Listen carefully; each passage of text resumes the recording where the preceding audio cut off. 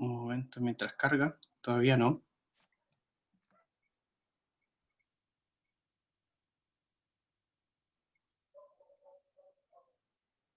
Todavía no nos aparece, pero vamos esperando. Sí. Bueno, yo creo que podemos ir presentándolo antes de... Ahí, está cargando, se ve la presentación. Vale, súper, ya. Ya, bueno. Bueno, ya sé que estamos en vivo ahora, así es que simplemente a los que, bueno, darles un saludo enorme a los que nos acompañan por la plataforma de Zoom y a los que están también por Facebook. Pueden dejar sus preguntas hacia el invitado. Esta presentación ha generado gran interés, me han escrito personas fuera de Chile, así que están muy atentos a la transmisión. Algunos han estado interesados en que les facilitemos el link, etcétera, y le mandan muchos saludos también. Para quienes nos conocen, nosotros somos estudiantes del Instituto Milenio de Oceanografía. Nos reunimos inicialmente para poder compartir nuestros trabajos y hacer difusión de ciencia. Y esto en esta circunstancia de pandemia nos ha permitido expandernos a mucha más gente, ¿no? Y también colaborar un poco con la difusión y comentar el trabajo que se hace, no solamente por parte de los estudiantes, sino también de investigadores principales, investigadores asociados. Bueno, y en esta oportunidad me acompaña para esta presentación Francisco Olivares. Ambos estamos coordinando estas presentaciones, así que un saludo, Fran. Por favor, si pudieras presentar a nuestro invitado de hoy. Bueno, hola a todos. Nuestro invitado de hoy, como saben, es el doctor Óscar Pizarro. Él es investigador del IMO y también es docente del Departamento de Geofísica de la Universidad de Concepción. Y sus líneas de investigación son la dinámica de la circulación de los bordes orientales de los océanos, surgencia y dinámica costera, y también variabilidad del océano y el clima. Así que, por favor, Óscar, es toda tuya la pantalla. Por favor, cuéntanos sobre la circulación profunda. Bien, pues muchas gracias Francisca, muchas gracias Edgar y buenas tardes y bienvenidos a este seminario. Gracias por la invitación también. Para mí siempre es un agrado participar en esta iniciativa y dar a conocer algunas ideas, tanto de la investigación que estamos realizando de manera directa como algunas a veces novedades que van apareciendo en el campo de la oceanografía y que son relevantes para entender aspectos oceanográficos de nuestra región. Hoy día, justamente como mencionaba Francisca, la charla está relacionada con la circulación profunda, particularmente en la cuenca de Chile. Y vamos a partir revisando algunos conceptos básicos de la circulación profunda en general. Nosotros sabemos que la circulación, en general la circulación profunda de los océanos, que está esquematizada ahí, está asociada al hundimiento de agua en altas latitudes y a la surgencia que ocurre en el interior del océano. Básicamente, este esquemita pone énfasis en dos celdas principales que existen en la circulación. La parte superior está asociada también con la circulación de la esfera de agua cálida, como vamos a ver enseguida, es decir, con la circulación de los giros subtropicales, y la circulación profunda, fundamentalmente, ¿no es cierto?, con las diferencias de densidad, por una parte, es decir, las diferencias de temperatura y salinidad, y por eso también se le conoce como circulación termalina, donde el agua se hunde en las zonas de altas latitudes y circula, se mueve hacia latitudes más bajas, ¿ya? Y ahí sufre mezcla, y esta mezcla juega un papel importante porque soporta, como vamos a ver también, la dinámica que permite que el agua se mueva en la forma que lo hace. La celda más profunda, en general, está asociada al océano austral. La parte, digamos, de esta representación, a la izquierda tenemos la Antártica, por así decirlo, ¿ya? Es decir, está representada el océano austral y el continente antártico. Entonces, aquí se forma en general una componente de agua más densa, que fluye pegada al fondo y que después, por mezcla, va ganando flotabilidad y se va mezclando, ¿no es cierto?, con el agua profunda que es de origen del Atlántico, o sea, es originada en el Atlántico Norte. Vamos a revisar este esquema en diferentes componentes. Aquí está muy simplificado, pero es importante destacar los principales mecanismos. Fíjense que acá hay otro mecanismo que está asociado con los vientos. Los vientos del oeste, en el océano austral, también juegan un papel clave en la circulación profunda. ¿Por qué? Porque generan transporte de Ekman que aleja agua desde el ecuador y permiten el afloramiento de aguas profundas. Este es un esquema que muestra básicamente los mismos componentes del esquema anterior, pero tiene un nivel mayor de complejidad porque no solamente está en 2 dimensiones, ¿no es cierto? Aquí tenemos representadas las diferentes cuencas oceánicas. Y básicamente este esquema es relevante porque muestra el rol que tiene el océano austral, que va mezclando aguas de las diferentes cuencas. Entonces, tenemos que a partir de la zona austral se va distribuyendo agua profunda, agua de fondo, a las diferentes cuencas. Este es un esquemita del año 2013 por la profesora Lynn Talley, y junto con el rol que juega el océano austral, el otro componente fundamental de la circulación profunda es el agua que se forma en el Atlántico Norte. Y esto es lo que está representado acá. Los colores fríos en general reflejan aguas más profundas, los colores más cálidos aguas menos profundas, aguas más intermedias o superficiales. Entonces, hay formación de agua profunda en el Atlántico Norte, ¿no es cierto?, como bien sabemos, y esa agua se incorpora a la corriente circumpolar y es distribuida en todas las cuencas. En todas las cuencas nosotros encontramos vestigios o parte del agua profunda del Atlántico Norte. Se mezcla también con agua más densa de origen antártico, y aquí está representada esa agua más densa con este color azul, y que entra a la cuenca del Índico, y aquí entra a la cuenca del Pacífico. Para destacar el rol que tiene el océano austral, se ha también representado la circulación profunda de esta manera. Es interesante porque aquí claramente el énfasis está en el océano austral, o sea, pone en el centro el océano austral, y es importante destacar que en esta región, es decir, en el océano austral, que distribuye agua para las diferentes cuencas, se encuentran también diferentes componentes de masas de agua con diferentes densidades. Entonces vamos a tener una componente más densa, que da lugar a la parte inferior de la corriente circumpolar. Después existe un agua que es de la parte superior de la corriente circumpolar, y hay aguas intermedias. Todo eso, masas de agua van a jugar un papel fundamental en la circulación profunda del Pacífico. ¿Por qué es interesante? Voy a detenerme nuevamente en esto, mostrar este esquema, porque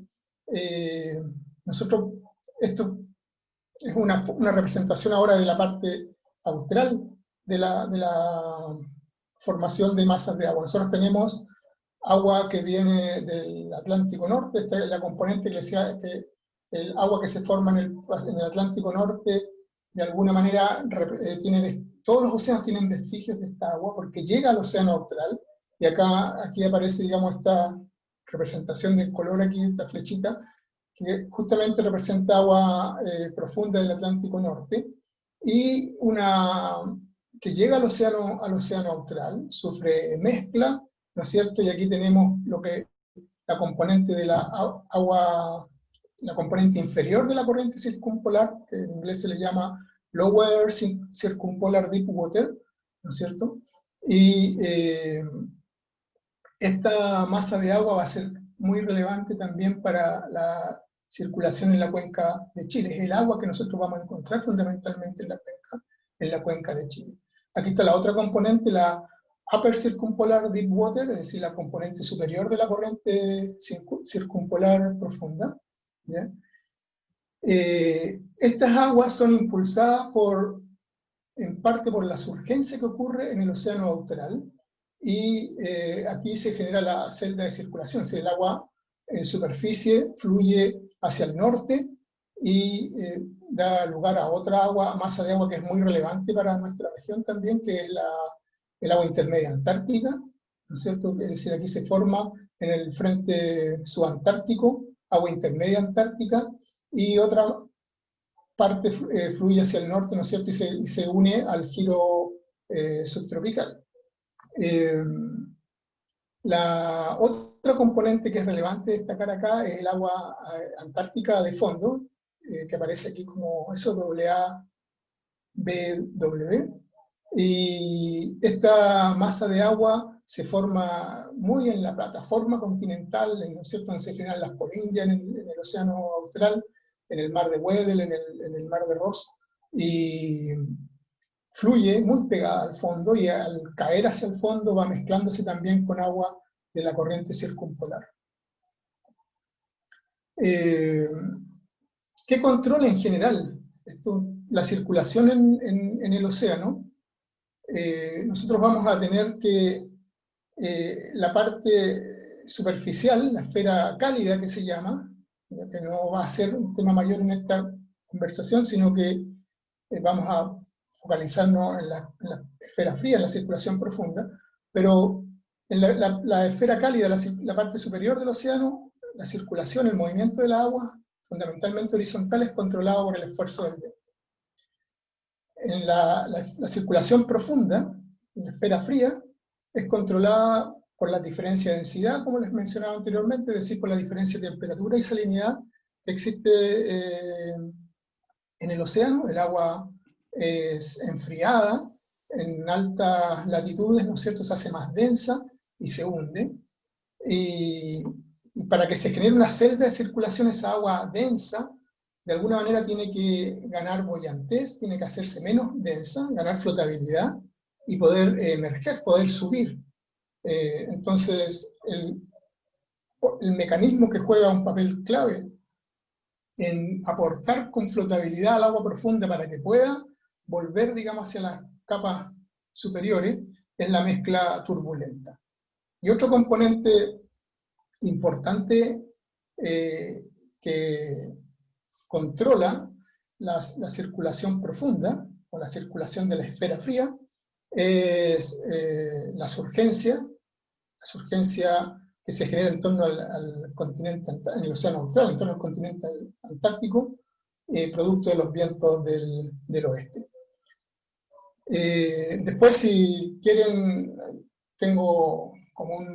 preparé dos pequeños set de transparencia, por si queremos abordar, o por si alguien tiene interés en que hablemos un poquito de la mezcla turbulenta en el océano profundo, cómo se genera, y un poquito de la surgencia también austral.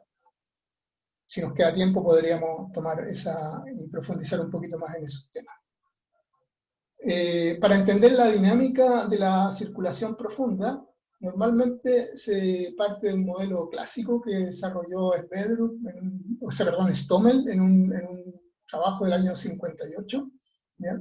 Pero justamente Henry Stommel tomó la idea del balance de vorticidad que había desarrollado previamente Sverdrup, ¿ya? Y este balance de vorticidad dice que la vorticidad planetaria, esto es beta, no es otra cosa que es una constante, pero es la variación del parámetro de Coriolis con la latitud, ¿ya? Entonces, al moverse las parcelas meridionalmente, es decir, en la dirección norte-sur, cambian su vorticidad, cambian su cantidad de movimiento, por decirlo de alguna manera. Para un fluido cambian su momentum angular, y para un fluido nosotros lo llamamos vorticidad, ¿ya? Cambian su vorticidad, y ese cambio de vorticidad, o ese movimiento norte-sur, es forzado, está balanceado en este caso por la variación de las velocidades verticales. Esto está asociado, que se conoce en dinámica de fluido geofísico, como el estiramiento de los tubos, de los filamentos de vórtice. Es decir, al tener velocidades, variaciones en las velocidades verticales, ya nosotros las columnas de agua se están estirando, y eso hace que, o debe ser compensado con un cambio de latitud para mantener su vorticidad potencial constante. Eso es lo que dice la ecuación de balance de Vedrú, para entenderla un poquito técnico, pero desde el punto de vista cualitativo, nosotros simplemente podemos decir, si tenemos velocidades verticales que aumentan hacia arriba, eso es compensado por flujos meridionales, ¿ya? Es decir, si tenemos que esto es positivo, beta siempre es una constante siempre positiva. Entonces, si esto es positivo, B va a ser positivo en el hemisferio norte, donde F es positivo, y tiene que ser negativo en el hemisferio sur, donde F es negativo. F es el parámetro de Coriolis, y sabemos que es positivo en el hemisferio norte y negativo en el hemisferio sur. Si nosotros combinamos esto con la ecuación de continuidad, podemos obtener integrada en profundidad, que aquí está una forma aproximada de la ecuación de continuidad integrada en profundidad. Podemos calcular las dos componentes, es decir, si conocemos cómo varían las velocidades verticales, ese es el mensaje. Si conocemos cómo varían las velocidades verticales, nosotros podemos conocer la circulación profunda. Entonces, el modelo de Stommel que él propuso el año 1958 es que el agua se hunde en regiones muy localizadas, ¿ya? Es decir, en el Atlántico Norte, y en el caso del planteo que se en el mar de Weddell, si el agua se está hundiendo en esas dos regiones, y él asumió que el agua en todo el resto del océano estaba ascendiendo. Es decir, había surgencia, una surgencia profunda, un concepto de surgencia un poco distinto al concepto de surgencia que manejamos nosotros normalmente, que es la surgencia costera. Ya, pero aquí cuando hablemos de surgencia vamos a hablar de surgencia profunda, que no es otra cosa que velocidades verticales positivas. ¿Ya? Entonces la idea de Stommel fue, si el agua se hunde en estas regiones muy localizadas, donde es muy densa, particularmente a finales de los inviernos en cada hemisferio, ¿ya? El agua tiene que emerger, tiene que surgir, tiene que aflorar, ¿no es cierto?, en el resto del océano. Y este balance de vorticidad es el que permite determinar, ¿no es cierto?, o a partir de este balance de vorticidad podemos determinar las componentes de la velocidad. Y el modelo, bien conocido modelo de Stommel, ¿no es cierto?, está representado acá, donde tenemos nosotros velocidades verticales negativas, es decir, que se está hundiendo el agua en estos puntos localizados, es decir, en el Atlántico Norte y en el mar de Weddell. Entonces, el agua se hunde, es distribuida a través de la corriente circumpolar en las diferentes cuencas oceánicas, ¿ya? Y ese balance anterior, que esto es el modelo de Stommel, pero básicamente esto se conoce como balance de Vedrú, o como balance de vorticidad de Vedrú, ¿ya? Nos va a decir que, como dijimos anteriormente, que el agua se hunde aquí, va a estar levantándose, va a estar ascendiendo en el resto de los océanos. Eso implica que tenemos que tener velocidades negativas en el hemisferio sur, y aquí, si ustedes se fijan, esto tiene componente de velocidades negativas en todas estos son líneas de corriente, ¿ya? Es decir, el agua se mueve siguiendo estas líneas, o paralela a estas líneas de corriente según el modelo de Stommel. Pero ese balance se rompe en regiones cercanas, regiones profundas, cercanas a los bordes occidentales de los océanos. Entonces, si uno usa la ecuación de continuidad que anteriormente les mencionaba, nosotros podemos calcular U, es decir, el agua llena las cuencas por una corriente de borde occidental, ¿ya? Y acá, si ustedes se fijan, las velocidades son hacia el norte. ¿Por qué? Porque F es positivo en el hemisferio norte, entonces también tenemos que tener velocidades meridionales positivas. Y esto da lugar a este hermoso esquema de circulación profundo, circulación abisal, que lo llamó Stommel. Ahora, ¿cómo nosotros podemos estimar esas velocidades verticales? Y a esas velocidades, si nosotros pensamos en un perfil de densidad o de flotabilidad. En realidad conviene planteárselo como un perfil de flotabilidad. La flotabilidad no es otra cosa que G partido por ρ'O', esto aquí debiera ser partido por un ρ0, ¿ya? No sé por alguna razón, me faltó el ρ0 acá, ¿ya? Pero eso es, en el fondo, es proporcional a la densidad, ¿ya? La flotabilidad. Y nosotros, si tenemos un perfil de flotabilidad, es decir, que se mantiene constante, podemos imaginar un perfil de densidad que se mantiene constante, ¿ya? La única forma de mantenerlo constante, si es que hay mezcla, la mezcla va a tender a homogeneizar. La mezcla siempre tiende a transportar, va a tender a transportar sal, temperatura, es decir, flotabilidad, de donde hay más flotabilidad, es decir, de la zona superficial, hacia donde hay menos flotabilidad, ¿ya? Entonces, eso es compensado, ese perfil ese flujo de flotabilidad asociado a la mezcla turbulenta es compensado por un flujo advectivo, es decir, por un movimiento vertical de las parcelas de agua hacia arriba. Como hay más flotabilidad arriba que abajo, el agua es más boyante, tiene menor densidad en las capas superiores, y a la mezcla tiende a homogenizar la flotabilidad, entonces tiende a llevar flotabilidad hacia el fondo.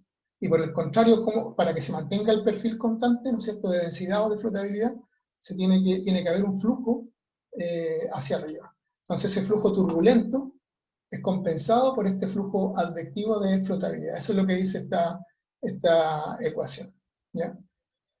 Munk, otro gran oceanógrafo, el año 66, señaló que la estratificación observada bajo los 1000 metros no era inconsistente con la idea o sea, que estaba de acuerdo con la idea de Stommel, pero para que esto funcionara, tenía que el coeficiente de difusión turbulenta, que es esta letra capa, tenía que ser del orden 10 a la menos 4 metros cuadrados por segundo a la menos 1. Es decir, tenía que tener este orden de magnitud. Sin embargo, este es un valor relativamente alto para el océano profundo, ¿ya? En mediciones posteriores, lo que dice acá, mostraron que la mayor parte del océano profundo cae en un orden de magnitud menor, es decir, del orden de 10 a la menos 5 metros cuadrados por segundo a la menos 1. Entonces, no era muy consistente el hecho de que pudiera haber, que fuese este balance realista, porque la mezcla era muy grande, ¿ya? Luego, mediciones directas de este capa, bueno, casi directas, digamos, pero con instrumentos que permiten medir microestructura y que se puede hacer muy buenas estimaciones de este valor de capa.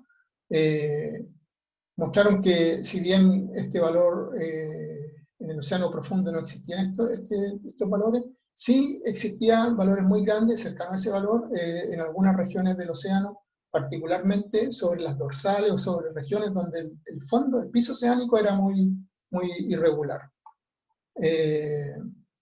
Entonces el mensaje de esto es que si bien este valor, para que se funcione el modelo de Stommel, tiene que haber una mezcla muy intensa, y esa mezcla muy intensa realmente es poco realista, es decir, no hay energía suficiente para poner esa mezcla, vamos a ver más adelante.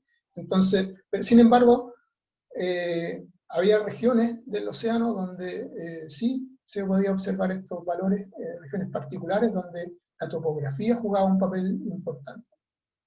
Entonces, en resumen, el agua se hunde en altas latitudes, ¿ya?, en el Atlántico Norte y en el Océano Austral. Hay otro punto que es importante en el Océano Austral, que no lo mencionó Stommel, pero que es el Mar de Ross. Aquí, otro punto también de formación de agua profunda. En su viaje hacia latitudes más altas, las parcelas de agua, las masas de agua van ganando flotabilidad y se elevan y van retornando, digamos, hacia las capas menos profundas para cerrar justamente el circuito de la circulación. Si el agua se hunde en estas pequeñas regiones, ¿no es cierto?, debe volver a las capas superficiales en todo el resto del océano. Esa son las ideas centrales. Algunos comentarios importantes que se hicieron a este modelo es que es improbable que en el océano real la surgencia profunda esté extendida de manera tan amplia como propone Stommel, ¿ya? Porque una justamente de las críticas que hizo Walter Munk fue que no había suficiente energía para esta mezcla. Y durante los años 60, a principios de los 70, bueno, se hicieron estimaciones para saber de dónde provenía la energía que permitía la mezcla vertical tan intensa que requería el modelo de Stommel. La mezcla es un proceso, nosotros sabemos, ¿no es cierto?, irreversible, un proceso disipativo, donde se está transformando, ¿no es cierto?, energía mecánica, se está perdiendo energía mecánica, se está transformando, ¿no es cierto?, en calor, y por lo tanto tenemos que tener fuentes permanentes de energía para poder mantener la mezcla turbulenta y la mezcla finalmente de pequeña escala. Y se hicieron cálculos con toda la energía que estaban disipando las mareas, toda la energía que podía disipar los vientos, y no calzaban los números. O sea, toda esa energía daba aproximadamente la mitad de la energía necesaria para la mezcla. Es decir, faltaba otra mitad. Y esa fue una gran pregunta que estaba muy de moda en los años 80, 90, del siglo pasado. Y entonces, a finales de los 90, se descubrió que había otro mecanismo que forzaba la circulación profunda, que era el bombeo de Ekman en la región de la corriente circumpolar. Es decir, en estas regiones había un bombeo mecánico, es decir, se generaban velocidades verticales directamente por la divergencia que generaba el viento.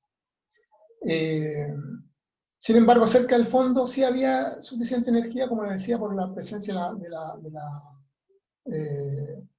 las dorsales y de la irregularidad del fondo. Entonces, ahí había mezcla suficiente y se podían generar velocidades verticales tan intensas como las que requería el modelo de Stommel, pero en esas regiones localizadas, no en todo el océano profundo.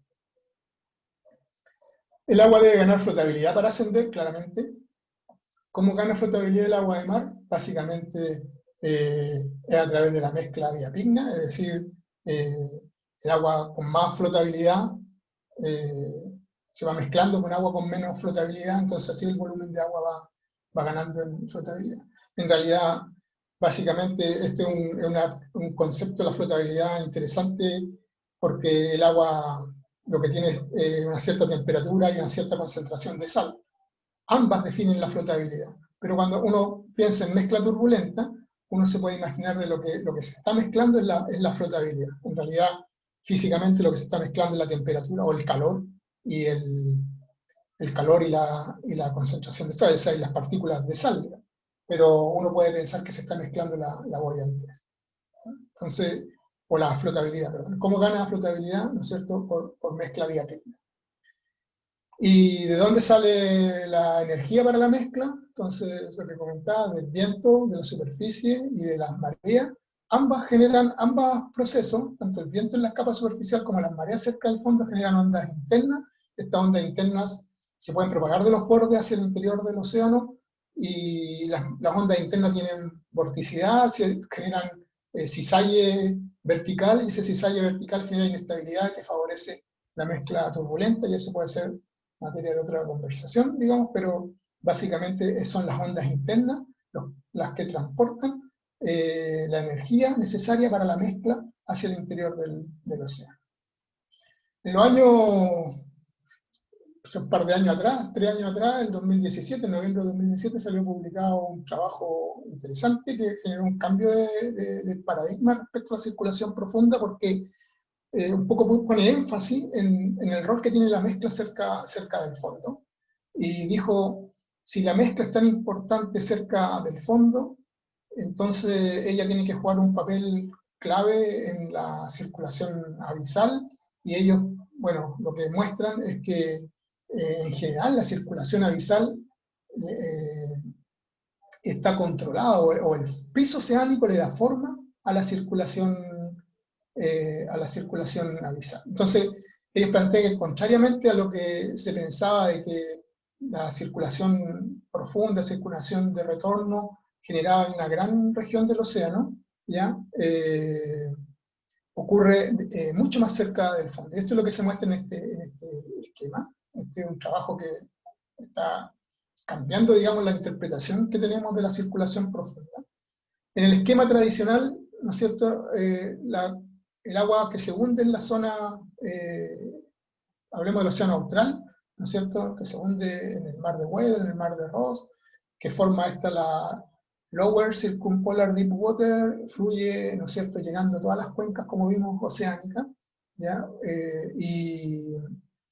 Y la mezcla actúa en todo el océano, en todo el interior del océano, y esa mezcla, si pensamos en el modelo de Stommel, involucra que genera un flujo de retorno, velocidades verticales, esa mezcla transporta flotabilidad hacia abajo, y por lo tanto hay velocidades verticales positivas, y esas velocidades verticales positivas generarían un flujo hacia el océano austral, un flujo de retorno. Eso lo llamamos circulación profunda de retorno. Eso es lo que se sabía y lo que se aceptaba tradicionalmente. Sin embargo, lo que se plantea en este paper del año 2017 de Lavergne y coautores es que la mezcla está restringida por la distribución que tiene el piso del fondo oceánico a una zona mucho más profunda. Es decir, el fondo juega un papel clave. La mezcla solamente es relevante cerca del fondo, y la distribución del fondo marino hace que el agua tenga que retornar en un gran porcentaje bajo los 2.500 metros, 3.000 metros. Entonces, si bien el agua se propaga hacia el norte, o sea, del océano austral, esta tiene que retornar en una capa mucho más profunda, y esta circulación es más intensa. Voy a saltar esto porque ya lo mencioné, básicamente la misma idea. Esta transparencia, que es un poco complicada, muestra que en el fondo el agua que llena las cuencas profundas, cerca del fondo, esto muestra diferentes colores. El agua más densa está asociado a densidades o a superficies neutrales, digamos, de densidad neutral. Las más densas son las componentes más densas son las que están con puntitos azules acá. Este es el agua que se forma al borde de la Antártica. Sin embargo, esta no es el agua que realmente llena las cuencas, las principales cuencas oceánicas, sino que es el agua que está en el borde de la corriente circumpolar, y lo que nosotros hoy día llamamos la Lower Circumpolar Deep Water, que sería como la agua de la corriente circumpolar profunda, la parte inferior del agua circumpolar profunda.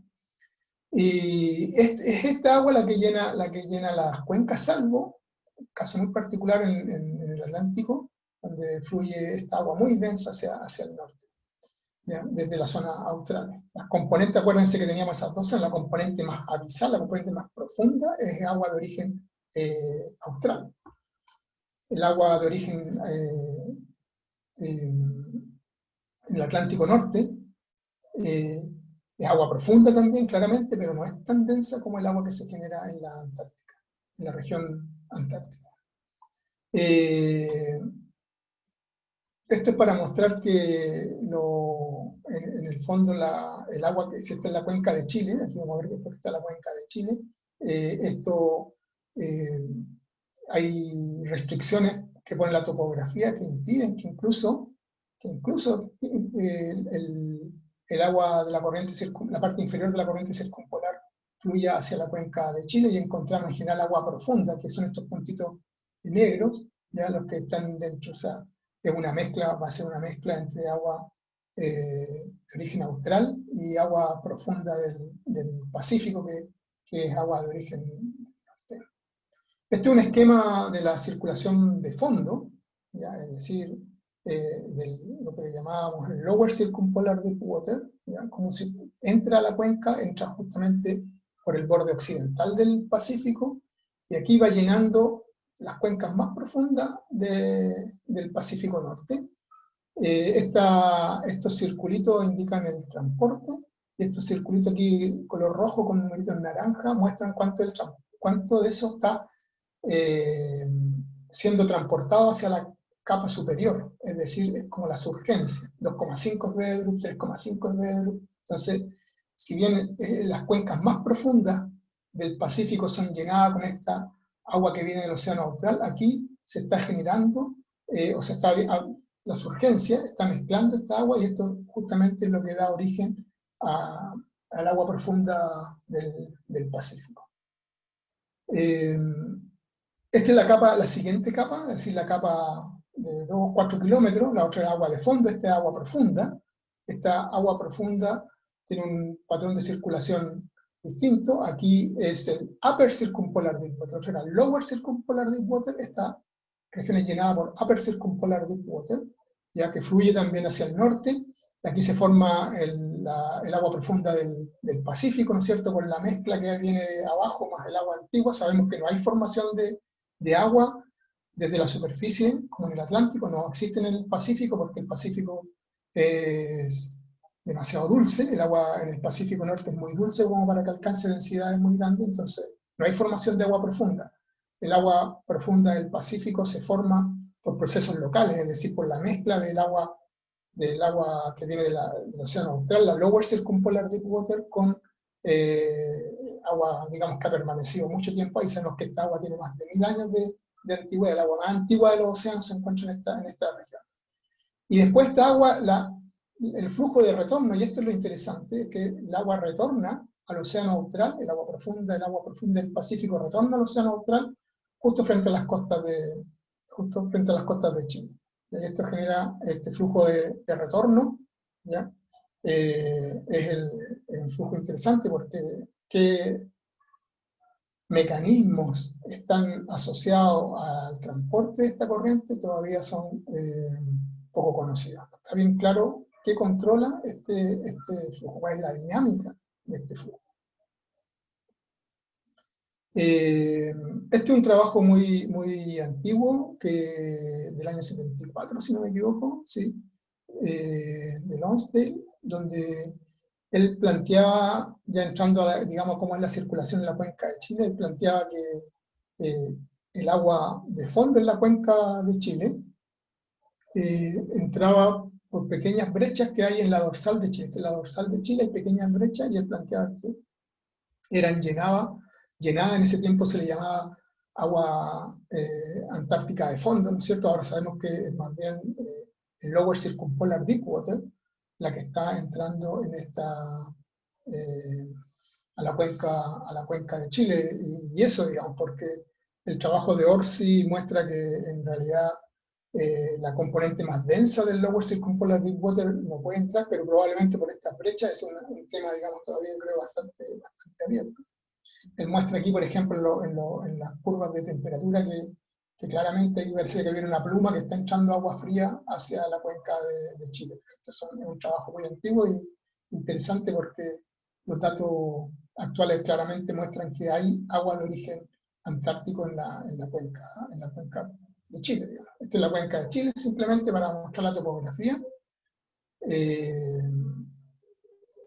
donde solamente está graficado bajo los 3000 metros, los colores blancos indican profundidades menores a 3000 metros, pero para destacar justamente cómo es la parte profunda de la cuenca. Y aquí tenemos la dorsal de Chile, ¿no es cierto? Y esta es la dorsal de Nazca, bueno, ¿cómo se llama? Sale Gómez, en esta parte, y aquí la dorsal de Nazca. Aquí está la isla Sale Gómez. Entonces, claramente estas dorsales son barreras físicas que controlan la circulación abisal, es decir, la circulación bajo los 3000 metros va a estar bastante restringida o controlada por esa topografía. Esto es un pequeño modelo o esquema, si se quiere, de la circulación profunda en la cuenca de Chile, suponiendo que hay una fuente en este punto, ¿ya? Y usando el modelo de Stommel, donde la circulación es controlada fundamentalmente por la mezcla, y entonces la mezcla transporta flotabilidad hacia abajo, hay velocidades verticales hacia arriba, ¿no es cierto?, que compensan ese flujo de flotabilidad, y al haber velocidades verticales, ¿no es cierto?, el balance de vorticidad nos dice que aquí la corriente tiene que tener esta forma. Básicamente esa es la idea en este modelo superidealizado, ¿no es cierto?, donde hay una fuente de agua, está entrando agua densa acá, y en todo el resto de la cuenca tenemos velocidades verticales positivas. Está saliendo agua, ¿no es cierto?, está levantándose, y por conservación de la vorticidad tiene que fluir el flujo hacia el sur, y esta sería la forma que tendría la circulación en la cuenca de Chile. Las observaciones, ¿cómo se comparan con este modelo? Bueno, en general las observaciones son consistentes, es decir, muestran que aquí hay un giro ciclónico, un giro ciclónico en la cuenca de Chile, que estaría asociado, ¿no es cierto?, con este balance de vorticidad idealizado. Este es un modelo ultra idealizado, obviamente, pero da cuenta de ese ciclo, de esa circulación ciclónica. ¿Por qué ultra idealizado? Porque estamos suponiendo que hay solamente una fuente de agua que está entrando por aquí, agua más densa a la cuenca de Chile. ¿Ya?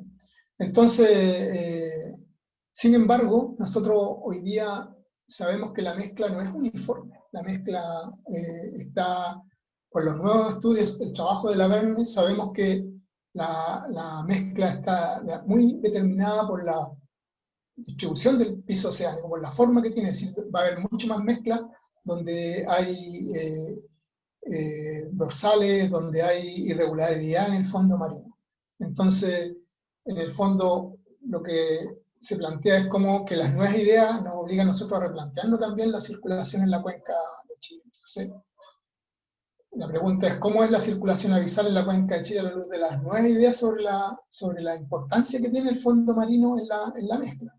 Entonces, ya no podemos poner a lo mejor mezcla uniforme. Si la mezcla no es uniforme, no nos va a dar una cosa tan idealizada como este patrón de circulación. ¿Ya?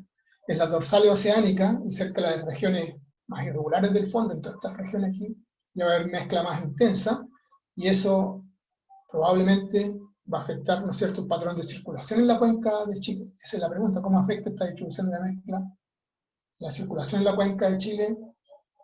¿Y qué pasa cuando nosotros consideramos múltiples fuentes? Porque podemos tener fuentes de agua profunda, agua de fondo, por varios gaps que hay en la dorsal de Chile, o puede estar entrando agua también, que hay algunas brechas o gaps aquí en la dorsal de Nazca. Entonces, ¿cómo eso podría afectar el patrón de circulación? Es una gran pregunta. Yo la verdad que hoy día traigo más preguntas que respuestas. Yo sé que son preguntas que hemos discutido con algunos de ustedes. Particularmente, hoy día es lo que ha motivado, digamos, por algunos temas de tesis. El tema, este particularmente es una pregunta o parte de esta pregunta esperamos abordarla a través del trabajo que haga Cristina en su tesis de doctorado. Otro aspecto importante es la circulación profunda. Ya no tanto la circulación de fondo, la circulación profunda también va a ser afectada por este nuevo concepto de la mezcla. ¿Ya? Las observaciones muestran que también hay corriente importante a lo largo de los bordes orientales, es decir, aquí tengo un borde oriental, ¿no? Y este flujo es muy relevante porque es el flujo de retorno, es decir, el que lleva CO2, lleva el agua antigua del Pacífico Norte, el agua profunda del Pacífico Norte hacia el océano austral. Es decir, es fundamental para entender el clima del planeta. incluimos, ¿no es cierto?, o sea, si que estamos considerando el rol del océano en el clima del planeta, en esta componente, realmente significativa. Así que estamos con un transporte profundo del orden de 13 Pedro, que está el flujo de salida del Pacífico. Y esto ocurre en nuestra región. Entonces, ¿cuál es la dinámica de este flujo? Es súper poco conocida. Eso es lo que dice. La dinámica social de esta corriente no es bien entendida. La verdad que es muy, muy poco entendida por qué se genera, qué mecanismo contra. Sabemos que si hay un flujo aquí, un flujo profundo hacia el sur, necesariamente tiene que estar compensado con velocidades verticales positivas, es decir, estiramiento de los filamentos de vórtice, dicho técnicamente. Una de las ideas que existe y que justamente está trabajando Carla Marín en esta idea es que la energía que tiene, la gran cantidad de energía que tienen las ondas de Rossby que se generan en la costa de Sudamérica, los bordes orientales del océano, ya son donde hay surgencia en la capa superficial, donde ocurren todos estos procesos asociados, por ejemplo, a la variabilidad interanual, producto del Niño, etc. Eso generan ondas de Rossby de escala anual, de escala mensual, de escala interanual, con mucha energía. Y esas ondas de Rossby pueden propagarse verticalmente, es decir, una onda transporta energía, ¿saben? Entonces estas ondas pueden transportar energía hacia el océano profundo, estas ondas de Rossby. Y esas ondas de Rossby disipan su energía en el océano profundo. Y al disipar energía, esa energía en el fondo es pasada o es disipada en la forma de mezcla. Y entonces ahí tenemos una fuente justamente para la mezcla profunda. Y nosotros estuvimos estudiando este problema de la propagación vertical de las ondas de Rossby en un contexto completamente distinto, en un contexto porque nosotros no entendíamos por qué las ondas de Rossby cuando las mirábamos en las imágenes satelitales de altimetría o de temperatura, las ondas de Rossby interanuales decaían tan rápido. Y no cruzaban toda la cuenca, ni siquiera llegaban, digamos, hasta la isla de Pascua, digamos, cuando eran tremendas ondas de Rossby, no llegaban con mucha energía. Entonces, nosotros postulamos que las ondas de Rossby estaban disipando, se propagaban verticalmente y estaban disipando una fracción importante de su energía en el océano profundo, al propagarse verticalmente. Pero nos quedamos ahí, ese era el bien, y publicamos ese trabajo, el trabajo de Oscar Vergara, un estudiante que hizo su doctorado en Francia, y esto muestra eso, justamente los flujos de energía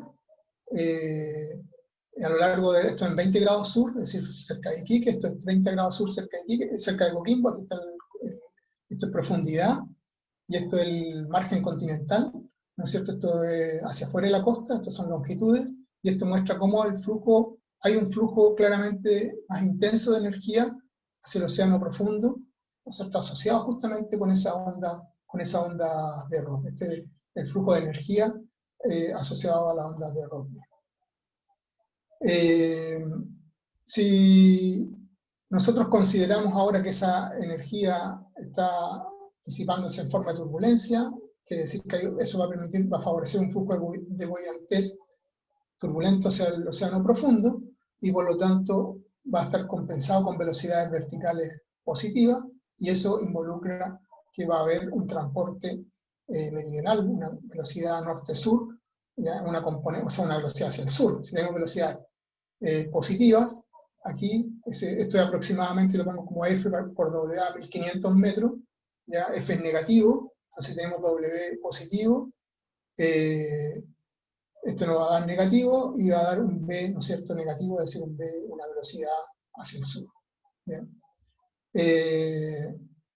Si la propagación vertical de las ondas de Rossby favorece la mezcla profunda cerca del continente, las velocidades verticales serán más intensas, ¿no es cierto?, generando un flujo profundo hacia el sur. Ahora, esto no ha sido todavía explorado o no ha sido cuantificado, digamos, por ningún modelo, y en eso justamente estamos trabajando con Carla. Carla está haciendo su doctorado, Carla Marín está haciendo su doctorado en esto, digamos, tratando de simular cómo si ponemos más ondas de Rossby o menos ondas de Rossby, cómo cambia el flujo profundo. O sea, ponemos más energía asociada a las ondas de Rossby, menos energía asociada a las ondas de Rossby, cómo cambia el flujo profundo. Eso, y en resumen, entonces, debemos evaluar cómo las nuevas ideas sobre la mezcla vertical y su relación con el fondo determinan la circulación abisal en la cuenca de Chile. Si pienso que hoy día es necesario replantearse la circulación profunda en nuestra región, porque ha surgido, digamos, este nuevo mecanismo, el efecto que tiene el fondo, transforma, digamos, el concepto tradicional de la circulación profunda. Y la otra es cuáles los mecanismos que permiten la existencia del flujo profundo hacia el sur frente a Chile. Bueno, para nosotros una hipótesis plausible, obviamente, es la intensificación de la mezcla diapigna con las ondas de Rossby. Entonces, hoy día, como el tema de circulación profunda es un tema fundamental para el Instituto Milenio, hay estas nuevas ideas, así que está súper interesante de poder abordarla en este contexto. Eso, muchas gracias. A usted, profesor, súper interesante la charla, y sobre todo con papers bastante recientes. Bueno, saben, a los que nos escuchan, que por favor pueden ir dejando sus preguntas por aquí por escrito, o en definitiva también poder hacerlas directamente, al menos los que están por Zoom. Y los que están por Facebook también pueden dejarlas y nosotros vamos a hacerlas llegar. De hecho, para empezar, se me ocurre una pregunta, así es que me voy a anticipar un poco antes de los demás. Y quería preguntarle qué herramientas tenemos para poder evaluar estas nuevas preguntas que están surgiendo acerca del océano profundo. ¿Con qué herramientas se cuenta para poder cuantificar esta circulación, ver estas barreras topográficas en el fondo, que nos permitan tener un mejor entendimiento y que nos ayuden a responder estas nuevas preguntas que van surgiendo? Sí, mira, hay básicamente, como en casi todos los problemas actuales de oceanografía, se puede enfrentar tanto desde el punto de vista observacional como desde el punto de vista de la modelación. Estoy hablando de oceanografía física. Desde el punto de vista observacional, si bien hay relativamente pocas observaciones en la cuenca de Chile, observaciones profundas, es decir, sabemos que el número de observaciones en el océano se ha incrementado pero de manera extraordinaria a partir digamos, de los 90, en el programa WOS, después con las boyas Argo, pero solamente, lamentablemente, las boyas Argo, por ejemplo, miden hasta los 1500 metros, entonces nos permiten resolver desde el punto de vista observacional más profundo que eso. Hay un programa orientado a poner boyas Argo al fondo casi, pero eso todavía no existe. Entonces, pero están las observaciones. De hecho, a partir del programa WOS han hecho cruceros oceanográficos relativamente frecuentes, o sea, el número de datos también ha aumentado. Entonces, tenemos observaciones. Esas observaciones tienen que ser puestas de manera consistente para poder estudiar la circulación, porque no hay mediciones directas de corriente. Lo que se usan son los que se conocen como modelos inversos, donde uno trata de ajustar la dinámica, así como deben ser los flujos geostróficos para explicar las observaciones hidrográficas. Básicamente eso. Y lo otro viene toda por la parte de modelación numérica, que tampoco es tan simple porque estamos trabajando con cantidades muy pequeñitas, pero hoy día hay modelos numéricos que están en condiciones uno para poder estudiar ese tipo de problemas. Muy bien, profe. Gracias. Francisca, no sé si tú tienes alguna pregunta. No, por ahora tampoco en Facebook no hay ninguna pregunta. Esteban dice aquí que tiene una pregunta. Esteban, si te animas, puedes incluso poder activar tu micrófono. Ya hay un permiso habilitado para todos los que están al menos por Zoom y poder hacer más interactiva esta charla. Así es que cuando quieras, por favor, puedes transmitir tu pregunta.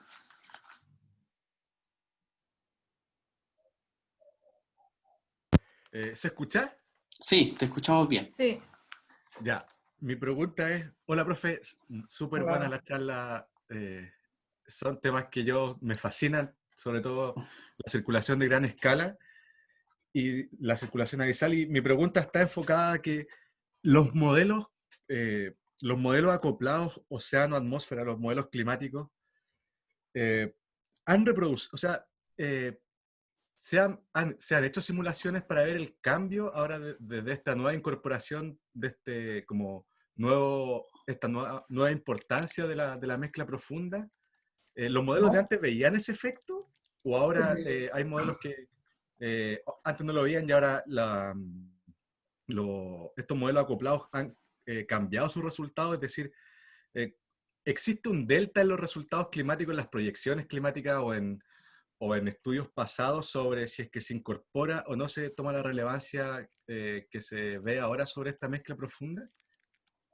Eso. Y lo otro, si es que, yo estoy interesado en ver las 2 diapos que usted tenía, profe, para el final. Sí. Eh, ya mira, la pregunta es súper buena porque el problema fundamental de la mezcla es que obviamente los modelos no son capaces de resolverla directamente, entonces se parametriza. Y lo que hace estas nuevas ideas, digamos, es justamente cuestionar las parametrizaciones tradicionales que existían. Entonces estos modelos acoplados eh, que se usan para la predicción climática, ¿no es cierto?, tienen representación de la mezcla muy gruesa y no consideran estas nuevas ideas para nada. Yo creo que ahora, obviamente, está en la comunidad de modelación de gran escala trabajando para poder buscar mejores parametrizaciones, pero hoy día si tú lees los trabajos actuales, hay una discusión enorme de cómo parametrizar la mezcla, de cómo cambiar la parametrización de la mezcla para incluir justamente estos efectos topográficos. Y yo creo que vamos a tener novedades pronto. Lamentablemente en todas las corridas que se hicieron ahora con el CEMIP 6 no consideran esto, pero van a empezar a aparecer, yo creo, cada vez más frecuentes modelos que tienen una mejor parametrización de la mezcla, incorporando esta idea del efecto de la topografía. Y yo creo también que debemos nosotros poner pronto esa idea del efecto que puedan tener las ondas de Rossby también, porque eso hace que la mezcla no solamente sea más intensa la topografía propiamente tal, sino que donde hay más energía de la parte de ondas de Rossby, es decir, los bordes occidentales. Y los modelos justamente de gran escala tampoco reproducen bien este flujo de salida, este flujo de retorno profundo, que está cerca de los bordes orientales de los océanos. Entonces, yo creo que ese otro componente que va a ser interesante de incorporar en los modelos. Pero en corto, digamos, para ser breve, la respuesta es que no existe todavía incorporado estas ideas, que los trabajos fueron, hay 2016, un trabajo de Ferrari, del MIT, donde ellos por primera vez cuestionan un poquito la necesidad de reformular la mezcla profunda porque tiene una componente, esto genera, digamos, una perturbación muy grande, un cambio muy grande en la circulación profunda. Y después está este trabajo de la Verne, que es del 2017, donde él de ahí claramente muestra que la circulación de retorno está mucho más restringida o es mucho más profunda de lo que tradicionalmente se conoce. Súper, muchas gracias, profe. Gracias, Esteban, por tu pregunta y el profe por la respuesta. No sé si tienes alguna otra o de momento podemos pasar Sí, a otra. tengo caleta, pero Ya. no, que avance nomás después. Podremos ir alternando. De momento tenemos otra pregunta de Andrea Corredor y se la transmito al profe Oscar. Ella nos dice, se habló de una corriente que viene del norte hacia el sur con alto contenido de CO2 y según la diapositiva estaría llegando cerca de los fiordos. ¿Qué tanta incidencia cree que él puede tener esa circulación en los fiordos o si tendría o no alguna incidencia? Esa es la pregunta de Andrea. Yo pienso que directamente no debe tener mucha incidencia en los fiordos, porque estamos hablando de un flujo muy profundo. Normalmente en los fiordos tenemos que hay un flujo neto hacia afuera de los fiordos, y el agua que entra a los fiordos lo hace en niveles superficiales, o sea, o subsuperficiales, 200 metros, 250. A mi entender, el agua más profunda que se observa en las aguas interiores de la Patagonia chilena son aguas con características, en la parte norte, por ejemplo, en el mar interior de Chiloé, agua ecuatorial subsuperficial, o agua intermedia antártica, a lo más en la parte austral, donde ya no hay agua ecuatorial subsuperficial, agua intermedia antártica, que tiene un núcleo de 400, 500 metros de profundidad. Entonces estamos hablando de un flujo que está bajo los 1500 metros, o sea, estamos hablando de agua de circulación profunda. Entonces, yo no esperaría que tuviera un impacto significativo este flujo, esta agua profunda del Pacífico, que efectivamente es agua muy antigua, ¿no es cierto? Agua que es rica en silicato, en nutrientes, con muy bajo contenido de oxígeno, y tenga un impacto particularmente en la dinámica de los fiordos. Ok, muchas gracias. Francisca, ¿hay otra pregunta por ahí? Sí, tenemos una pregunta de Elena, y también hay algunas preguntas en Facebook. Bueno, también quiero decir que por Facebook Cristina Carrasco también dice que le interesan las diapositivas extras. Así que yo creo que se viene también en algún momento. Bueno, por ahora, Lena tiene una pregunta que dice: ¿ENSO tiene efecto en la generación de estas ondas de Rossby y que a su vez puedan tener efecto en la circulación profunda? Bueno, esa es una idea muy interesante, particularmente es parte de la tesis de Carla Marín. Pensamos que definitivamente la variabilidad interanual está asociada a ondas de Rossby, es decir, cuando nosotros tenemos un evento La Niña, por ejemplo, cuando la termoclina, no solo en el Ecuador oriental, sino que a lo largo de toda la costa de Sudamérica, está más levantada, es decir, tenemos condición fría durante La Niña, y después eso pasa, ¿no es cierto?, a una termoclina mucho más profunda durante el periodo El Niño. Estas fluctuaciones, por ejemplo, la termoclina o del nivel del mar, también generan ondas de Rossby. Generan ondas de Rossby con escala que pueden ser de 3 años, 4 años. También el ciclo anual genera ondas de Rossby. Entonces, justamente, una de las ondas de Rossby más intensas están asociadas con los ciclos El Niño. Y pensamos que esa corriente profunda en gran medida está impulsada o es generada por estas ondas de Rossby asociadas a la variabilidad interanual, asociadas a los ciclos del niño o la niña. Así que por ahí va justamente la idea central en este estudio que está haciendo Carla.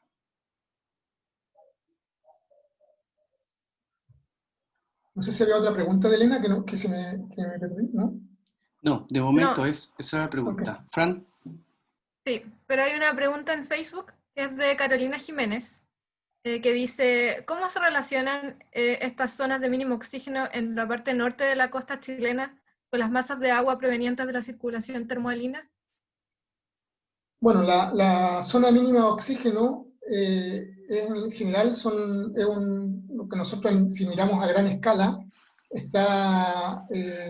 son todavía aguas superficiales, entre comillas. Yo sé decir aguas superficiales, pero son aguas, y nosotros usamos la palabra subsuperficial y no aguas profundas. ¿Ya? Agua profunda es el agua que está bajo los 1000 metros. Entonces nosotros hablamos de los 400 metros, como que fuera todavía la superficie, pero para no decir subsuperficie. Están bajo justo la superficie. La zona mínima de oxígeno son fenómenos subsuperficiales. Es decir, se localizan, por ejemplo, el núcleo de la mínima de oxígeno frente a Perú está casi justo bajo la superficie, entre los 50 metros, digamos, y los 800 metros a lo más. ¿Ya? Entonces son aguas subsuperficiales. Ahora, la dinámica de esa aguas subsuperficiales es distinta a la dinámica de la circulación profunda. Hay otra dinámica, otro concepto de lo que ocurre ahí. hay un fenómeno que se llama, a ver, que se conoce como la ventilación de la termoclina, son aguas de la termoclina, ¿ya? Ahí es la circulación intermedia la que domina. Ese es otro problema que sería interesante también en algún momento abordar, que esas aguas, y se generan las mínimas de oxígeno en estas regiones, porque la circulación es muy débil, porque actúan o se localizan en regiones como de sombra de la circulación intermedia, pero pertenecen a otra categoría, pertenecen a la circulación intermedia. ¿Ya? La circulación intermedia es la circulación de la termoclina, es decir, que va entre los 100 metros, digamos, y los 1000 metros.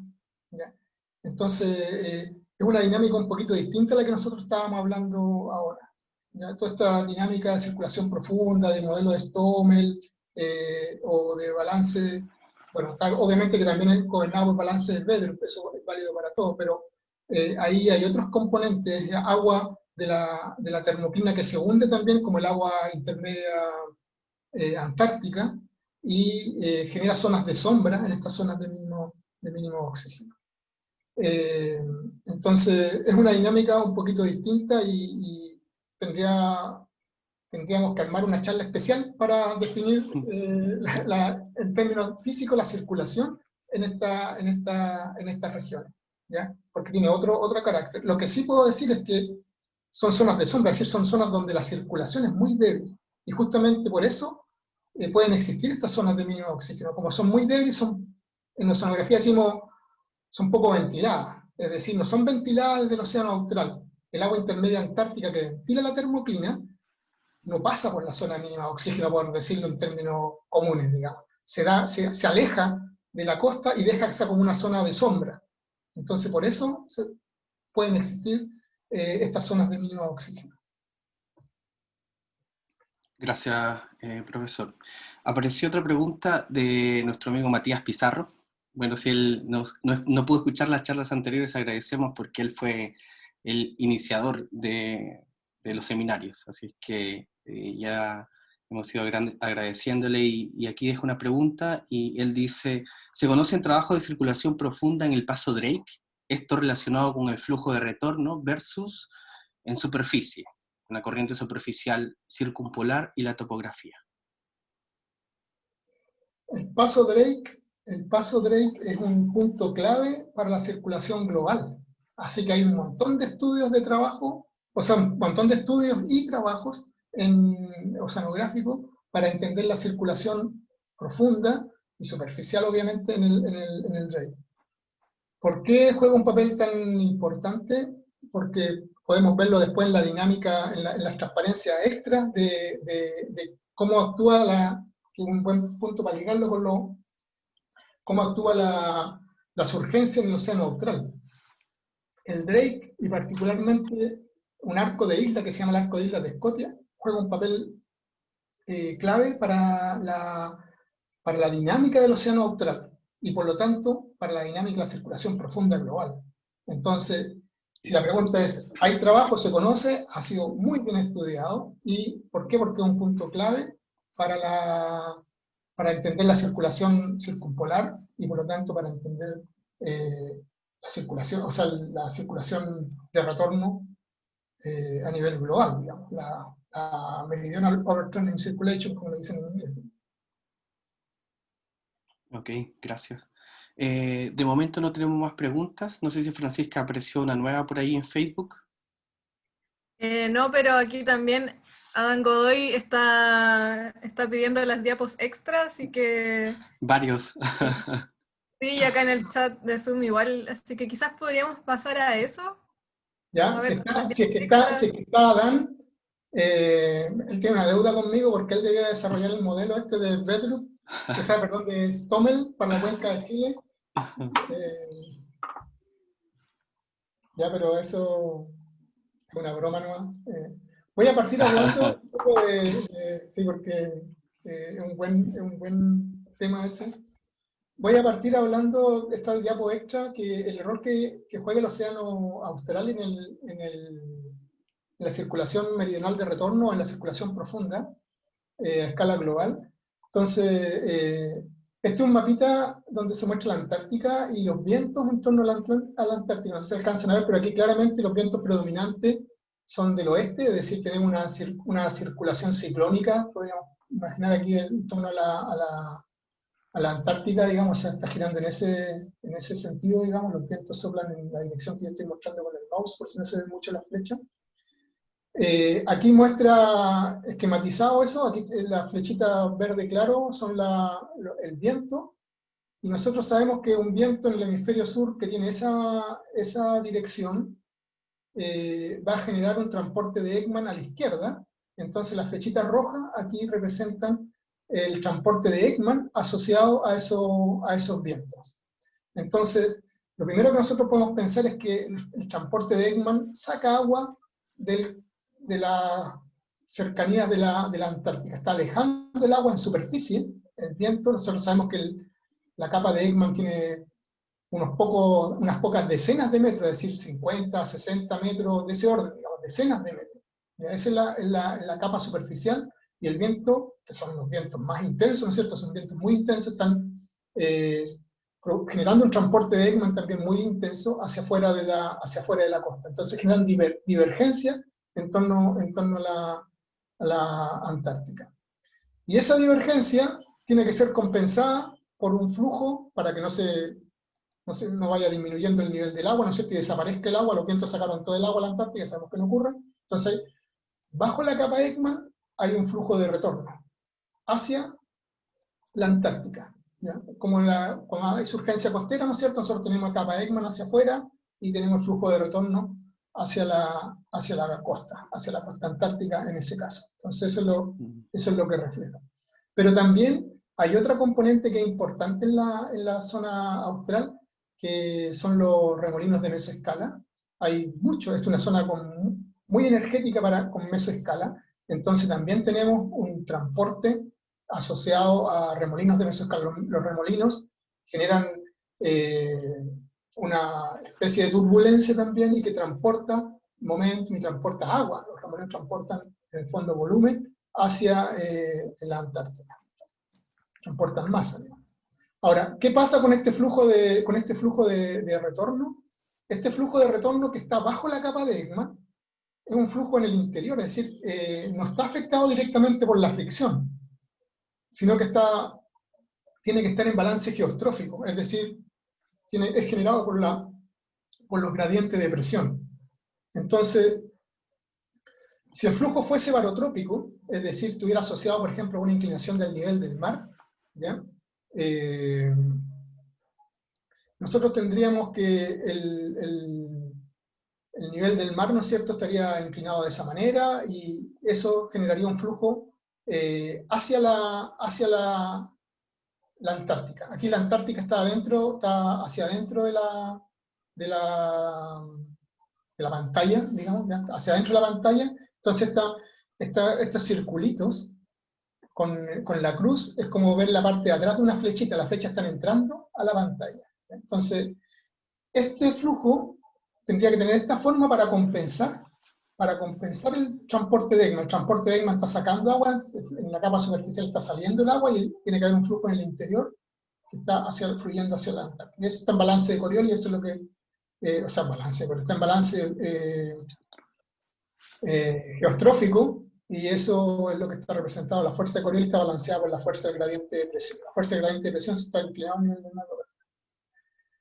El problema es que no puede estar inclinado al nivel del mar en torno a la Antártica, porque no hay ninguna barrera física que permita que se incline el nivel del mar. O sea, tendría que haber una discontinuidad. Imagínense que aquí yo estoy en torno a la Antártica, el nivel del mar va bajando, va bajando, va bajando, de repente tiene que haber un salto para que pueda ser esta pendiente, porque es un canal continuo, ¿ya?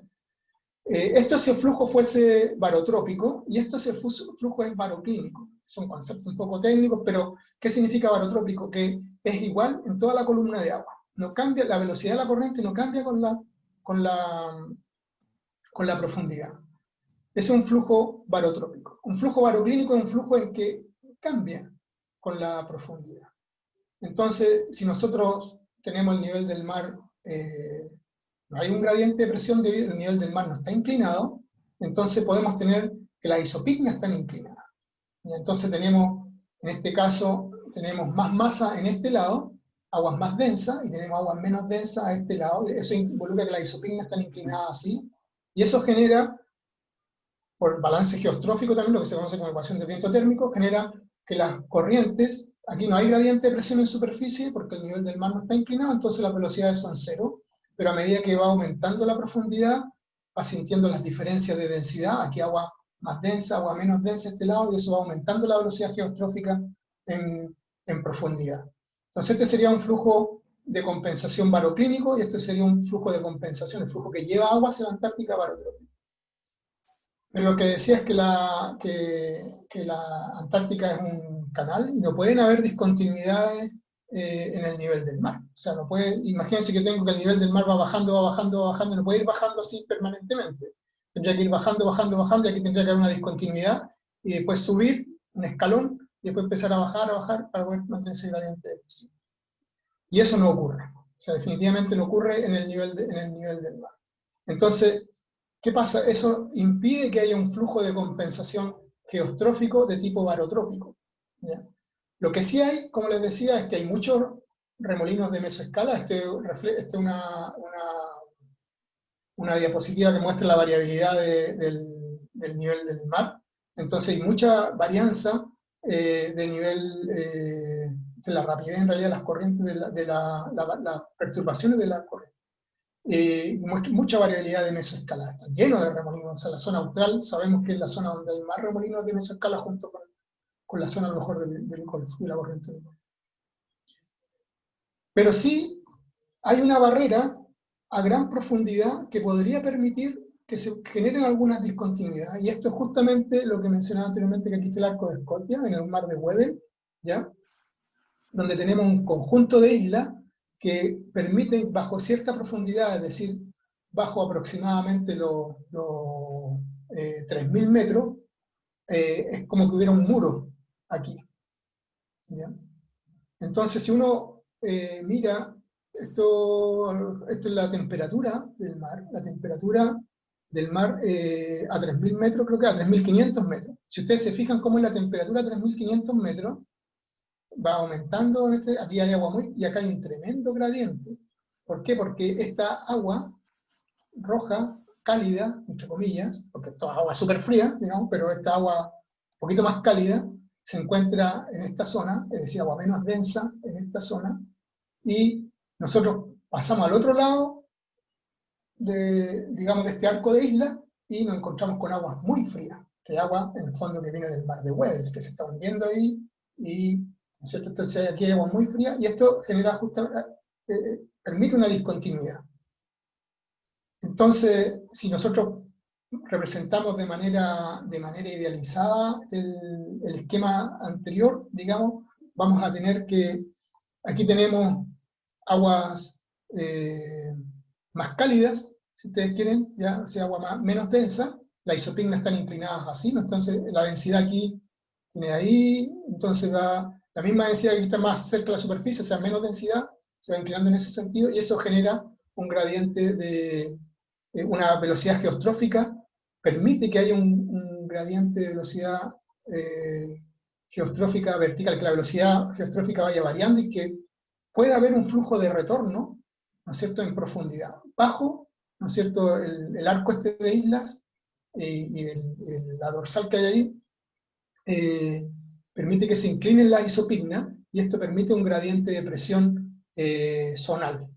Y ese gradiente de presión zonal permite que haya un flujo geostrófico de retorno. Pero solamente ese flujo geostrófico puede existir en profundidad. Y aquí lo mismo, se mantiene el flujo geostrófico. Entonces eso, si lo sumamos al flujo de los remolinos, ambos juegan un papel importante en balancear el transporte de agua. Entonces, ¿qué es lo interesante? Lo interesante es que el flujo de retorno, ¿ya? El flujo de retorno que está acá, esquematizado, asociado a este transporte de Ekman, el flujo de retorno no es cerca de la Antártida, no es somero, sino que es un flujo de retorno profundo. Y ese es el segundo mecanismo que permite balancear en términos de energético la circulación meridional de retorno. Es decir, hay un mecanismo mecánico, si ustedes quieren, porque estamos sacando agua, estamos bombeando agua. El viento, al sacar agua en la capa de Ekman, está llevando agua hacia la Antártica en profundidad, y ese es el mecanismo que impulsa, el segundo gran mecanismo que impulsa la circulación meridional de retorno profunda. Uno es la mezcla vertical, y el otro es el bombeo de Ekman, que el transporte de Ekman con un flujo de retorno a grandes profundidades. Entonces esto es una componente clave también para entender la circulación meridional de retorno. Hoy día esto se postuló a finales del siglo pasado, y los modelos y las observaciones lo fueron confirmando. Entonces eso resolvió el problema claramente de dónde venía la energía para la circulación profunda. No necesitamos solamente que haya mezcla, sino que también esto, digamos, el transporte de Ekman que aleja agua de la Antártica y que requiere un flujo de compensación profundo, el otro impulsor de la circulación meridional de retorno. Ese es el mensaje respecto de este tema. Eso. No sé si hay algún comentario de esto o alguna pregunta. De momento no han aparecido nuevas preguntas. Vale. De hecho, felicitaciones, e incluso hay quienes se animan a pedir una segunda charla. No sé si, Fran, apareció una nueva pregunta en Facebook. No, tampoco, pero también hay felicitaciones por la charla tan interesante. Sí, en este punto podríamos recurrir a las preguntas que tenía Esteban. No sé si él mencionó que tenía algunas preguntas adicionales. Podría ser un buen momento.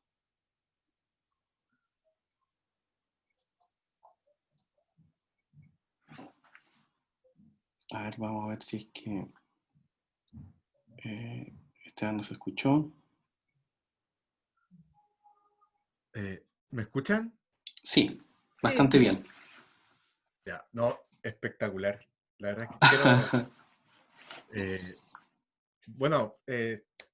primero agradecer así lo claro que explicó un montón de conceptos, profe, que muchas veces cuesta relacionarlos todos juntos en la cabeza, y creo que nos ayudó mucho en eso. Y otra pregunta que tengo ahora es, pensando en ese flujo de retorno que viene desde el Pacífico Norte a través de la costa de Chile, ese flujo profundo que usted nos mostró. Son dos preguntas las que tengo. La primera es, asociado a la primera pregunta que le hice, ¿usted apuesta por, así como desde su visión o su experiencia, cuáles serían como los mayores cambios que se podrían tener en términos de clima si es que se incorpora esta mezcla turbulenta en el fondo, o en términos climáticos, los modelos, si es que usted como puede aventurar algún efecto importante sobre si es que se parametriza de mejor manera esta mezcla turbulenta en el fondo? Esa es una pregunta. Y la segunda es la asociada a este flujo de retorno en el Pacífico al frente de Chile, que de acuerdo a lo que se ve ahí, son 13 Svedrup aproximadamente los que se están devolviendo hacia el Océano Austral. Ese flujo eventualmente va a subir, es decir, va a tomar profundidades menores en el Océano Austral. Bueno, voy a partir de la segunda pregunta, que es más fácil y que no necesita que me tire a la piscina con alguna especulación tan grande. Pues, ¿está mi pantalla? ¿Se ve mi pantalla? Sí. Vale. Bueno, efectivamente este flujo se va a incorporar a la corriente circumpolar, y en la corriente circumpolar ahí se mezcla en una zona, digamos, de alta mezcla, digamos. Entonces, si bien este flujo que tiene el rango de profundidades aproximadas del agua profunda del Pacífico, son rangos de se va a mezclar, digamos, un rango de densidades similares, se va a mezclar mucho con el agua profunda del Pacífico, ¿ya? Y de hecho, esa mezcla es súper clarita cuando uno analiza, por ejemplo, algunos trazadores, ¿ya? Y el volumen de agua que viene del agua profunda del Pacífico es mayor, entonces ahí podríamos decir que modifica, este flujo del Pacífico modifica de alguna medida el agua profunda del Pacífico, el agua profunda del Atlántico. O sea, esta agua del Pacífico, esta agua profunda del Pacífico, se mezcla con agua profunda del Atlántico, ¿ya? Y ahí se genera, digamos, la modifica de alguna manera. El agua profunda del Pacífico va a modificar el agua del Atlántico. Entonces, que se mezcle con agua superficial y todo eso no creo tanto, porque igual sigue siendo densa, algo de mezcla habrá, pero fundamentalmente se mezcla con agua profunda del Atlántico. Ya, eso lo primero. Y lo segundo, es una pregunta difícil de responder, porque yo pienso que las observaciones sobre las cuales se han basado muchos modelos conceptuales respecto del efecto o del rol del océano que juega en el clima, o sea, las observaciones como la edad de las aguas, los contenidos de CO2 y los contenidos de otros trazadores, sílice, no sé, oxígeno disuelto. O sea, las observaciones han permitido construir modelos conceptuales de cómo circulan los océanos y que son independientes, ¿no es cierto?, de los modelos numéricos. Entonces yo pienso que va a permitir reconciliar de alguna manera, y me la estoy sacando, estoy haciendo algo así como una buena fe, va a permitir reconciliar, ¿ya?, la diferencia que hay entre los modelos numéricos actuales, los modelos, digamos, acoplados de clima, con las observaciones de mejor manera. Ahora, yo creo que va a permitir representar de mejor manera las edades de las aguas. ¿Por qué? Porque la recirculación va a ser más profunda, claramente, ¿ya? Entonces, los modelos climáticos en general, los modelos de gran escala del océano en general reproducen de manera muy pobre, por decirlo generosamente, la circulación abisal. Entonces, yo creo que siempre se ha ajustado con mucho perilleo para ajustarlo a los datos de los modelos. Entonces, yo creo que ahora debiera ser más natural y debiera reconciliarse, como decía, con las observaciones de estos modelos globales. Gracias, profe. Bien jugado. Gracias, Esteban.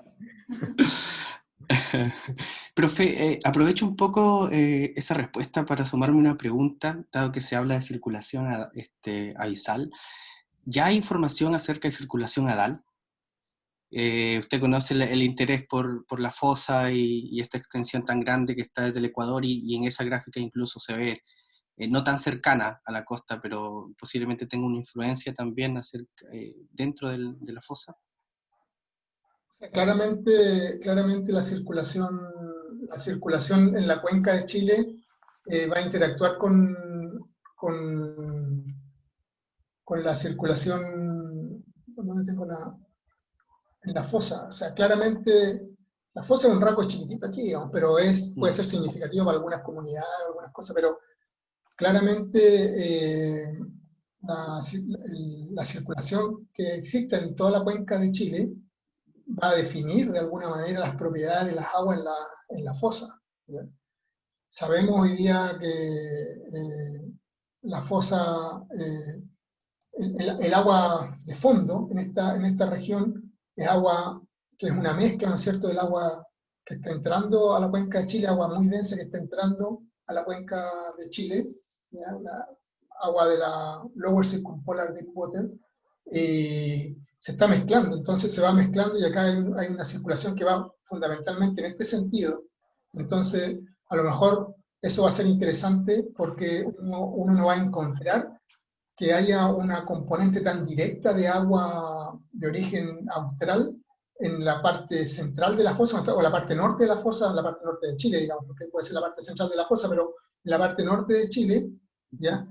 ¿Por qué? Porque el agua, para llegar acá, probablemente no haga este camino directo, sino que la fosa se esté llenando más bien por la parte norte.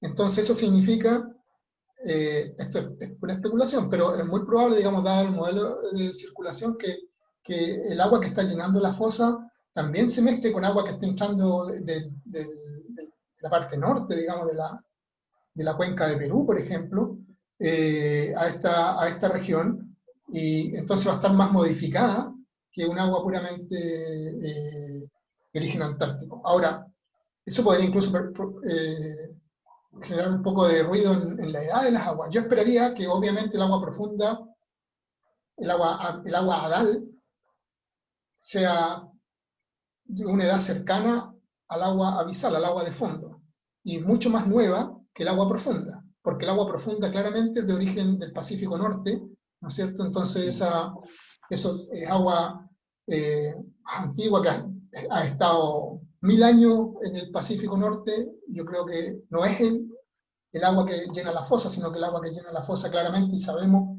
que tiene características más de agua, es más fría, es más rica en oxígeno. Entonces, pero a lo mejor no es tan nueva, entre comillas, como nosotros pensaríamos, producto de que el agua que llega acá va a dar una vuelta en ese sentido, y aquí se va a mezclar con un poquito de agua que viene de la cuenca, que es agua también más antigua, agua de la cuenca de Perú. Y esa va a ser el agua que llena la fosa. Así que yo creo que vale la pena, todavía para mí sigue siendo un misterio interesante de resolver las propiedades que tenga el agua en esta región, pero seguramente va a ser más antigua también, por ejemplo, que el agua que encontramos en las cuencas de... La verdad que yo sé que hay datos de edad en la fosa de las Marianas, por ejemplo. Yo esperaría que el agua de la cuenca de Chile sea más vieja que el agua de la fosa de las Marianas, porque... No, ¿Sabes perdón. tú sabes la edad o no? No, pero sé que hay por ahí trabajos que de alguna manera están calculando con datos isotópicos o tratando de Sí, calcular la edad. sí, yo sé que Osvaldo estaba mirando eso, no sé si por eso pensé que a lo mejor tú tenías el dato ahí en mente, yo no me acuerdo mucho, pero yo esperaría porque la conexión allá puede ser mucho más directa con el agua, la Lower Circumpolar Deep Water, entonces que agua efectivamente... Pero eso va a ser interesante interpretarlo en ese sentido. Sí, yo no tengo exactamente el dato y tampoco ahora no recuerdo bien los datos isotópicos de las fosas marianas, por ejemplo, pero sí tenía una intuición acerca de una mezcla bastante grande, por así decirlo, porque en otros datos no hemos visto grandes cambios en nutrientes, en otro tipo de información. Entonces, por eso igual pensaba cuando usted mencionaba, por ejemplo, un input de silicato de un agua distinta, a veces no se ve un pic, al menos en otros lados no se ve un pic tan marcado de nutrientes, por ejemplo. Entonces, por ahí va un poco mi curiosidad, cómo era la circulación en esa zona. Y claramente yo creo que agua de origen antártico, porque es agua muy profunda, o sea, la fosa va a ser llenada por decirlo, de la componente más densa, y por lo tanto va a ser agua de fondo que llena la cuenca de Chile, y esa agua es de origen antártico. Muy bien, muchas gracias, profe. Hay muchas cosas que todavía son bastante nuevas en realidad. A pesar que uno igual ha leído hartas cosas sobre la fosa, siguen siendo muy recientes. Fran, parece que hay otra pregunta pendiente. Sí, bueno, había una pregunta que acá en Facebook, que bueno, la hiciste tú, Edgar, que era como un poco ver esta relación de la fosa con la circulación abisal. Te robaste la pregunta. ¿No es Y cierto? también hay otra y hay otra pregunta de Carolina Jiménez, que no está como muy relacionado a esto de la circulación profunda, pero pero tiene una duda respecto a los remolinos de mesoescala y cómo se transportan o qué dirección siguen en la zona oceánica antártica.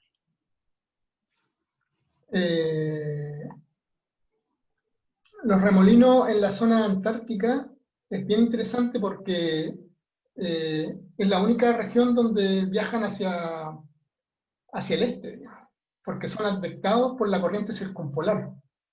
¿Ya? Entonces, si bien uno esperaría que los remolinos de mesoescala viajaran hacia el oeste, como lo hacen en todas las regiones subtropicales, en la zona de la corriente circumpolar viajan hacia el este, porque son advectados. O sea, la corriente circumpolar es tan intensa y los remolinos sabemos que de mesoescala tienen velocidades muy pequeñitas, sobre todo a esas latitudes, entonces viajan con una componente hacia el este. Pero si uno hace un cálculo, por ejemplo, del transporte neto, porque también genera mucha turbulencia, el transporte neto de propiedades y de masa incluso, también tiene una componente que transporta agua, por eso compensa un poco la divergencia que genera el transporte de Ekman. También transportan agua con una componente hacia la Antártica. ¿Ya? Entonces hay dos cosas que son relevantes. Uno, primero que en esa región los remolinos son advectados por la corriente circumpolar, pero también tienen asociado un transporte hacia la Antártica. No sé si aclara o confunde la respuesta, digamos, porque la velocidad es una componente en cada dirección. Gracias por esa respuesta. Apareció otra pregunta también de Elena Ortiz. Ella dice, con el problema del cambio climático se espera que la intensidad de los vientos se modifique. ¿Cómo se proyecta que esto afecte a la circulación profunda? Wow.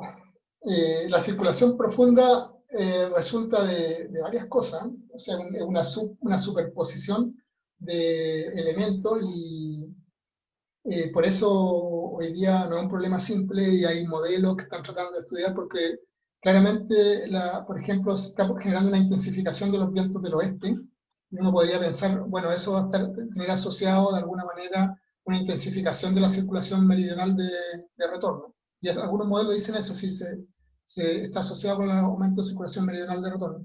Por otro lado, también la zona donde actúa el esfuerzo del viento ha ido cambiando producto de la disminución de los hielos, por ejemplo, y eso también está jugando un papel importante. La zona de la circulación, primero, la circulación meridional de retorno depende de dos cosas fundamentales. Uno, la cantidad de volumen de agua que se está hundiendo en el Atlántico Norte y en el Océano Austral. ¿Ya? Son del orden de 20 Svedrus, tampoco son cifras así gigantes, digamos. O sea, pero esa es la cantidad de agua que se está hundiendo, de ese orden es del orden de 20 Svedrus. Y entonces, ese es como el motor y la otra componente, lo que comentaba, digamos, el bombeo o sea, el flujo de retorno asociado a los vientos, al transporte de Ekman y el flujo de retorno que compensa este transporte de Ekman en la capa superficial. Claramente el transporte de Ekman se está intensificando, por lo tanto el flujo de retorno, y eso está reforzando la circulación meridional. Pero por otro lado, el calentamiento global puede estar reduciendo, por ejemplo, la tasa de formación de agua profunda del Atlántico Norte. Entonces, ahí cómo juegan esos componentes, depende de cómo va a ser el impacto que tenga en el clima. Y yo creo que hay modelos un poquito que están incorporando eso y la verdad no soy tan experto como para decir qué va a pasar en estos temas de predicciones, qué va a pasar en 100 años más o en 500 años más. No me atrevo ahí a jugármela por cómo va a cambiar la circulación profunda. Yo creo que nadie se la va a jugar por eso en todo caso. Bueno, yo creo que estamos llegando ya casi al final. Por mi parte, solo agradecerle, profesor, por la paciencia, por las preguntas, por por haber conversado de ciencia, tema súper interesante. De hecho, como sabe, hay muchas personas que piden una segunda o una tercera charla. Y yo creo que en el Coordinado por el futuro, organizador sobre todo.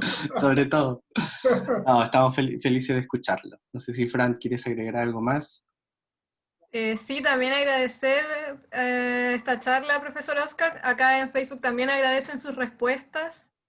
Y sí, que si hay una segunda charla, una tercera aquí, la trilogía del seminario con Oscar Pizarro. El público lo pide. El Así público que lo pide mucho. En muchas gracias por su la cabina que presentación. sean las próximas. Sí, Sí, totalmente. superando esta pandemia.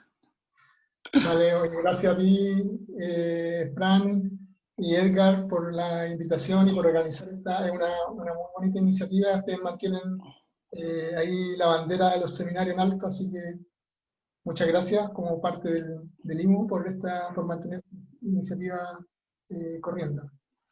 Sí, bueno, nosotros somos las caras visibles de momento, pero hay también que nos soportan, que están atrás ahí en las transmisiones, están trabajando de varias formas y somos un equipo, pero Tenemos también el equipo que está detrás de cámaras que no quiere, no quiere salir.